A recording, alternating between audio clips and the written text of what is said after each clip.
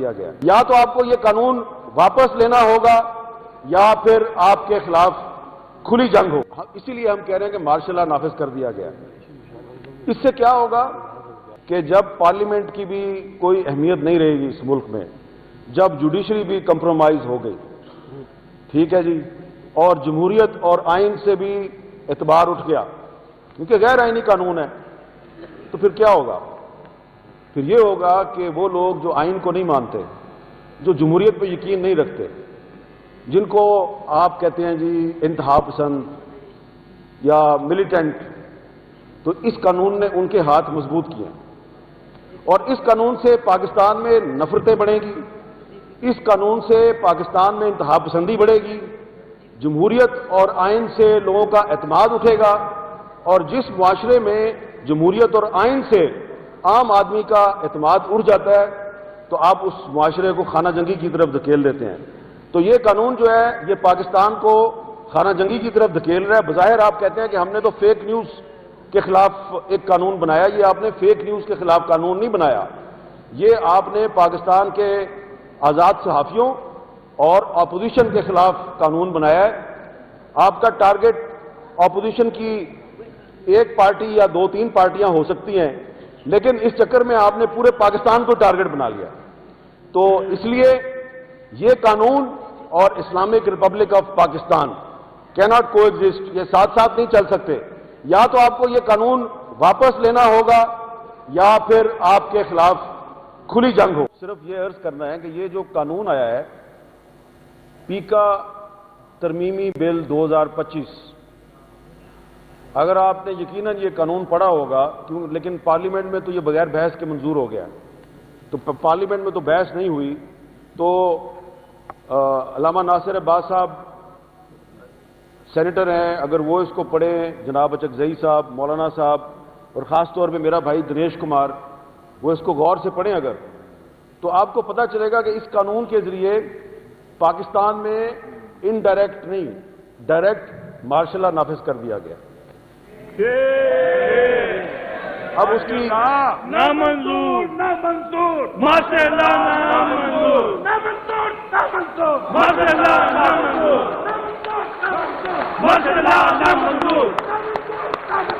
ماشاء اللہ نامنظور. میں صرف زیادہ وقت نہیں لوں گا، صرف میں بتانا چاہتا ہوں کہ کیوں ہم یہ کہہ رہے ہیں کہ مارشل لا نافذ ہو گیا ہے. یہ جس کسی کے پاس بھی اپنا ایک موبائل فون ہے وہ سوشل میڈیا استعمال کرتا ہے، صرف صحافی نہیں، عام پاکستانی بھی. تو یہ جو نیا قانون ہے، اس قانون کے تحت انہوں نے ایک نئی ریگولیٹری اتھارٹی بنائی ہے. تو آپ کے پاس اگر آپ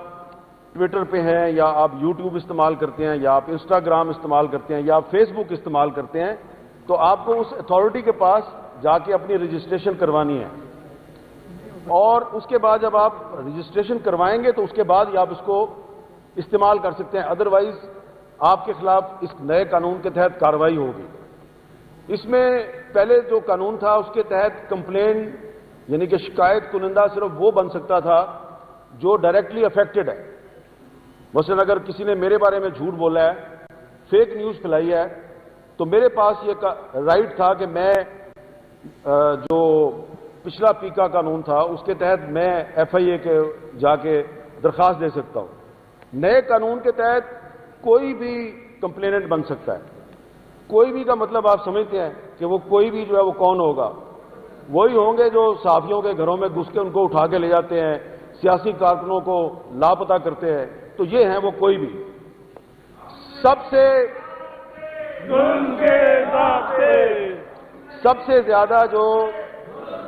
اس میں تشویشناک بات ہے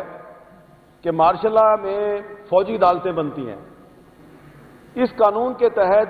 یہ خصوصی عدالتیں بنائیں گے جن کو انہوں نے ٹریبیونلز کا نام دیا.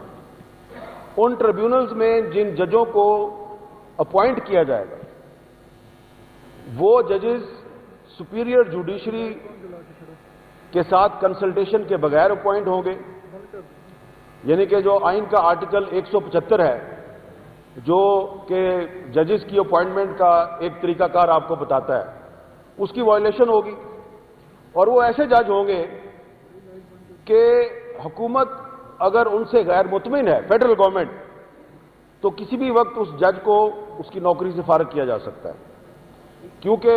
وہ 175 کے تحت اپوائنٹمنٹ نہیں ہوئی تو جس طرح ججز کو ریموو کرنے کا ایک آئینی طریقہ کار ہے وہ اس طرح سے ریموو نہیں ہوں گے۔ فیڈرل گورنمنٹ ہی ان کی اپوائنٹنگ اتھارٹی ہے، اور اگر کسی جج صاحب نے حکومت کی مرضی کا فیصلہ نہیں دیا تو حکومت اس کو فارغ کر دے گی۔ تو یہ قانون جو ہے یہ صرف عام پاکستانیوں اور صحافیوں کے خلاف استعمال نہیں ہوگا، بلکہ اس قانون کے ذریعے ایک پیرالل جوڈیشری قائم کر دی گئی ہے، اسپیشل کورٹس جن کو انہوں نے ٹریبیونلز کا نام دیا ہے۔ تو اب اس قانون کو مختلف ہائی کورٹس میں بھی چیلنج کیا گیا ہے،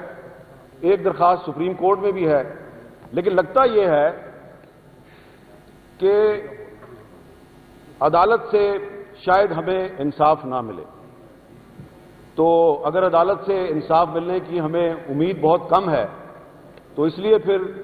ہم جو ہے وہ پبلک فورمز پہ جا کے اس قانون کی مذمت کر رہے ہیں، اور ہم چاہتے ہیں کہ اس قانون کے خلاف پارلیمنٹ کے اندر اور پارلیمنٹ کے باہر ایک منظم تحریک چلائی جائے، کیونکہ یہ جو قانون ہے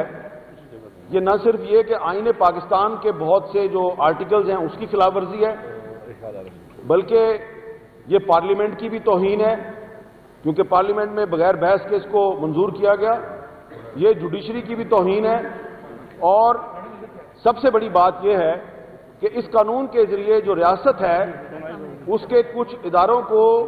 یہ رائٹ مل گیا ہے کہ وہ کسی بھی صحافی کو، ارشاد عارف صاحب کو یا یہ نعیم مصطفیٰ صاحب ہیں جو یہاں پہ آج چیف الیکشن کمشنر تھے، تو وہ جو chief election commissioner of Pakistan میں بیٹھا ہوا ہے وہ تو اتنا فیئر اینڈ فری الیکشن نہیں کروا سکتا جتنا نعیم مصطفیٰ نے کروا دیا۔ تو یہ نعیم مصطفیٰ صاحب جو ہیں یہ ان کو بھی اس قانون کے تحت سزا دی جا سکتی ہے۔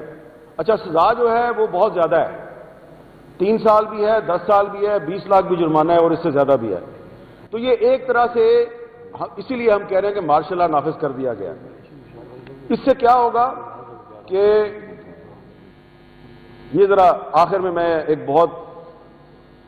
قابل غور بات کرنے لگا ہوں کہ جب پارلیمنٹ کی بھی کوئی اہمیت نہیں رہے گی اس ملک میں، جب جوڈیشری بھی کمپرومائز ہو گئی، ٹھیک ہے جی، اور جمہوریت اور آئین سے بھی اعتبار اٹھ گیا کیونکہ غیر آئینی قانون ہے، تو پھر کیا ہوگا؟ پھر یہ ہوگا کہ وہ لوگ جو آئین کو نہیں مانتے، جو جمہوریت پہ یقین نہیں رکھتے، جن کو آپ کہتے ہیں جی انتہا پسند یا ملیٹنٹ، تو اس قانون نے ان کے ہاتھ مضبوط کیے، اور اس قانون سے پاکستان میں نفرتیں بڑھیں گی، اس قانون سے پاکستان میں انتہا پسندی بڑھے گی، جمہوریت اور آئین سے لوگوں کا اعتماد اٹھے گا، اور جس معاشرے میں جمہوریت اور آئین سے عام آدمی کا اعتماد اٹھ جاتا ہے تو آپ اس معاشرے کو خانہ جنگی کی طرف دھکیل دیتے ہیں۔ تو یہ قانون جو ہے یہ پاکستان کو خانہ جنگی کی طرف دھکیل رہا ہے۔ بظاہر آپ کہتے ہیں کہ ہم نے تو فیک نیوز کے خلاف ایک قانون بنایا، یہ آپ نے فیک نیوز کے خلاف قانون نہیں بنایا، یہ آپ نے پاکستان کے آزاد صحافیوں اور اپوزیشن کے خلاف قانون بنایا ہے۔ آپ کا ٹارگٹ اپوزیشن کی ایک پارٹی یا 2-3 پارٹیاں ہو سکتی ہیں، لیکن اس چکر میں آپ نے پورے پاکستان کو ٹارگٹ بنا لیا۔ تو اس لیے یہ قانون اور اسلامک ریپبلک آف پاکستان کیناٹ کو ایگزسٹ، یہ ساتھ ساتھ نہیں چل سکتے۔ یا تو آپ کو یہ قانون واپس لینا ہوگا یا پھر آپ کے خلاف کھلی جنگ ہوگی۔